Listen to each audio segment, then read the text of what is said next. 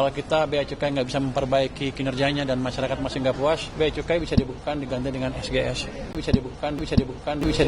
Bea Cukai mau dibubarkan sama Purbaya. Wah, ini sebetulnya berita yang sangat-sangat heboh dan mungkin ditunggu-tunggu juga bagi begitu banyak pelaku usaha yang ada di Indonesia. Jadi teman-teman, sepertinya sejarah mau berulang nih. Tapi nanti aja gue mau ceritakan, karena sebetulnya Indonesia bukan untuk pertama kalinya itu membekukan Bea Cukai. Indonesia pernah lakukan ini bertahun-tahun yang lalu. Tetapi yang paling penting adalah kenapa ya Purbaya, ya Menteri Keuangan favorit kita ini, kok bisa-bisanya ngomel-ngomel dan mendadak marah sama Bea Cukai. Image Bea Cukai kurang bagus di media, di masyarakat, di pimpinan tertinggi kita. Beri waktu saya untuk memperbaiki Bea Cukai. Karena ancaman serius. Kalau kita Bea Cukai nggak bisa memperbaiki kinerjanya dan masyarakat masih nggak puas, Bea Cukai bisa dibukukan diganti dengan SGS. Bisa dibukukan.